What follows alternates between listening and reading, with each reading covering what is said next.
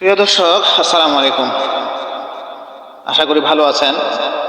আলহামদুলিল্লাহ, আমি আল্লাহর রহমতে অনেক ভালো আছি। আজকে আপনাদের আমার বাগান ঘুরিয়ে দেখাবো। আমার অবসর সময় বা ফ্রি সময়টা আমি কিভাবে কাটাই সেটার একটা নমুনা আপনারা আজকে দেখতে পাবেন। আমার বাসার পিছনে বেশ ভালোই জমি আছে, আধা বিঘার উপর তো হবেই। এই জমিটাতে বিভিন্ন রকমের গাছ বাগানে ভরপুর। বিশেষ করে এখানে আমার প্রায় গত বছর আমি এখানে একটা প্রজেক্টের কাজ শুরু করেছি। মেহগনির যে ছোট চারাগুলো 2 ফিট বা 2.5 ফিট, এই চারাগুলো আমি প্রায় আরেক নার্সারি থেকে 1000 পিসের মতো কিনছি। এই 1000 পিস আমি নিয়ে এসে একটা লেবার নিয়ে সুন্দর করে গর্ত করে করে লাগাইছি 1.5 ফিট বা 1 ফিট পর পর। এগুলো এখন 1 দিন বা 2 দিন পর পরই আমি পানি দিই।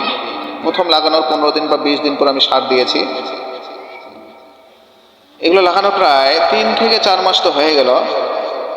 এখন 2 দিন বা 3 দিন পর পর, যেহেতু এটা শুষ্ক মৌসুম, 2 দিন বা 3 দিন পর পর পানি সেচ দিতে হয়। পাইপ আছে, বাসার মোটর দিয়ে পাইপটা নিয়ে আমি পানি দিই। গত 4-5 দিন আগে এই শুষ্ক মৌসুমটা শুরু হওয়ার আগ দিয়ে আমি দেখলাম বা একটু খেয়াল করলাম গাছগুলো মানে একটু ঝিমিয়ে যাচ্ছে, তাগড়া হচ্ছে না বা একটু স্বাস্থ্যবান হচ্ছে না। তো গাছগুলো যখন ঝিমিয়ে পড়েছে, চিন্তা করলাম আসলে একটু ট্রিটমেন্ট করা দরকার। কর্মব্যস্ততার মধ্যে আসলে সুযোগ হচ্ছে না, যেহেতু এখানে একটু ছুটি পাওয়া গেল এই কয়েকটা দিন, 10-15 দিন একটা লম্বা ছুটি। এছাড়াও ছুটি ছাড়াও অন্যান্য দিনগুলোতে সকালবেলা আমি 2-3 ঘন্টা একটু কাজে লাগানোর চেষ্টা করি। তো গত 2 দিন আগে বা 3 দিন আগে আমি সার কিছু কিনলাম, সার, ইউরিয়া, পটাশ, ফসফেট সহ মিক্সার সার প্রায় 100 টাকার মতো 4-5 কেজি কিনলাম। 2-3 দিন আগে স্প্রে দিয়ে এই সারটা ছিটা দিয়ে এই 2-3 দিন থেকে পানি দিচ্ছি 1 দিন পর পর। আজকে খেয়াল করলাম যে গাছগুলো আগের থেকে তুলনামূলক বেশ ভালো, একটু হৃষ্টপুষ্ট বা স্বাস্থ্যবান বা যেটাই বলে মানে চাঙ্গা ভাব, গাছগুলোর ভিতরে একটু চাঙ্গা ভাব আমি দেখতে পাচ্ছি। তো আপনাদের এরকম যদি কারো ছাদ বাগান থাকে, ছাদ বাগানও হতে পারে বা এমনি বাগান হতে পারে, আপনারা আপনাদের অবসর সময়টাকে এই গাছের সাথে কাটিয়ে দিতে পারেন। গাছ একটা নিষ্পাপ বন্ধু, আমাদের জীবনের একটা নিষ্পাপ বন্ধু। এর সাথে আপনি সুন্দরভাবে সময়টা, আপনার অবসর সময় বা রিল্যাক্সের সময় বা ফ্রি সময় এটা কাটিয়ে দিতে পারেন। এতে হয় কি, আপনার সময়টাও কেটে যাচ্ছে, এর সাথে অর্থনৈতিক যে একটা সুবিধা এটাও আপনি পেতে পারেন। যেমন আমি বলি, এই গাছগুলো আমি কিনছি 4.5-5 টাকা বা 6 টাকা। আমার লেবার কস্টিং, গাড়ি ভাড়া সহ প্রায় 5 টাকার মতো পড়ছে। আমি যখন গাছগুলো কিনি 1000 পিসের মতো আমি কিনছি।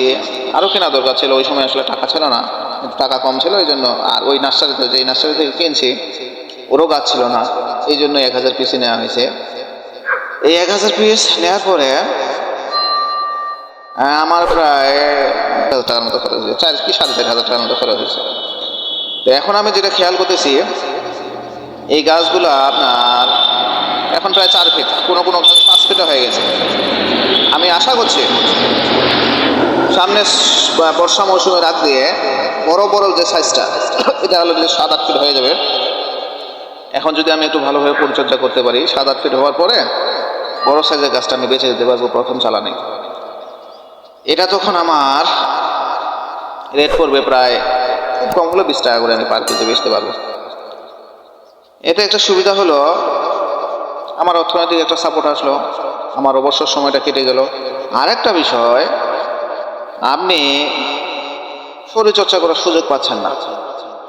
এই গাছের সাথে যদি আপনি বন্ধুত্ব তৈরি করেন বা গাছের সাথে আপনার একটা ভালো বন্ধুত্ব তৈরি হয় বা গাছ আপনি পরিচর্যার জন্য লেগে যান, আপনার শরীরের যে ব্যায়াম বা শরীরের যে এক্সারসাইজ অযথা অন্য কোথাও আপনার কোনো দৌড়ানোর দরকার নাই, আপনাকে দৌড়াইতে হবে না, আপনাকে লাফাঝাফা করতে হবে না। এই গাছের সাথে আপনি লেগে যান, কোদাল মারেন, তারপর আপনার ঢাউকি মারেন, তারপর আপনি এখানে 2-4টে গাছ নিয়ে যান, এখানে খন্তি মারেন, শাবল মারেন, দেখবেন যে আসলে ব্যায়াম কাজটাও অনেকটা হয়ে যায় এখান থেকেই। আপনাকে এক্সট্রাভাবে ব্যায়াম করার দরকার নেই। এই গাছ পরিচর্যা বা গার্ডেনিং অনেক সুবিধা। এখানে আপনার অর্থনৈতিক একটা সাশ্রয় আসতেছে, আপনার সময়টা রিল্যাক্সের সময় কাটতেছে, আপনার শরীরের ব্যায়ামের কাজটা এখানে হচ্ছে। তাছাড়া আসলে প্রকৃতির মাঝে হারিয়ে গেলে আপনার মন খারাপ, আপনি প্রকৃতির মাঝে হারিয়ে যান, আপনার অনেক ভালো লাগবে, চমৎকার লাগবে, সুন্দর সময় কাটবে। তো ধন্যবাদ সবাইকে, আজকে এই পর্যন্ত। আসসালামু আলাইকুম।